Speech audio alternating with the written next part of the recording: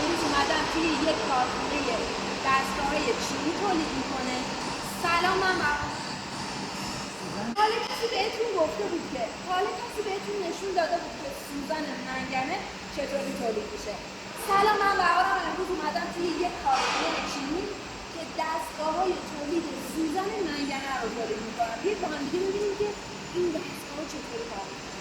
این دستگاهی که اینجا دارید می‌بینید، این سیم‌های مخفی توی این دستگاه قرار میگیره که یک فرآیند میاد اینجا و این سیم‌ها صاف میشه.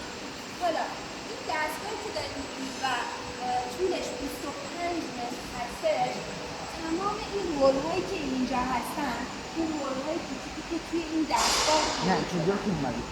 که اونجا دیدید که سیم داشت صاف میشد و دورش پیچیده میشد، رول ها میان اینجا کنار همدیگه قرار میگیرن. حالا تمام این سیم هایی که قبلا صاف شدن طی یک فرآیند به واسطه این سوراخ ها میان جلو و توی یک نقطه به همدیگه میرسن. نگاه کنید، این سیم ها به یک نقطه‌ای به همدیگه میرسن. حالا اینجا رو نگاه کنید، اینجا بگید، اینجا نگاه کنید، سیم ها توی این نقطه همشون کنار همدیگه قرار گرفتن، اما اینجا به واسطه این چسب‌هایی که اینجا هستن، سیم ها دستگاه 25 متره. در آخر یک رول مادر تولید میشه. حالا بیاید بهتون بگم که چه بلایی سر این رول مادر میاد. هیچ کاری حالا بهتون بگم که درسته. با این رول مادر چی تولید میشه؟ همشون میافتن.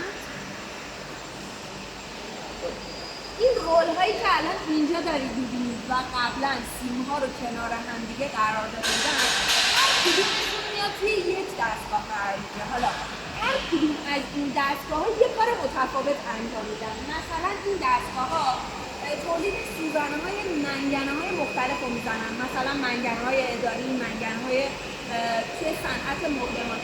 حالا این رول هایی که میبینید اینجا هستن، هر کدوم از این دستگاه ها یک کار مختلف انجام میدن. کارشون تولید سوزن‌های منگنه صنعت‌های مختلفه، مثل سوزن منگنه‌های اداری، سوزن منگنه صنعت مبلمان. اینجا این دستگاه داره این نوع منگنه رو تولید میکنه. دستگاهی که اینجاست سوزن منگنه‌های اداری رو تولید میکنه. این سوزنی هم که توی اون دستگاه اون طرف قرار گرفته که کلا متفاوته، هیچ شکلی بهش نداده، صرفا برای جان برای تفاهمی این مدلی هم که اینجا تولید کرده هیچ شکلی بهش نداده، برای این منگنه های بادی هستن.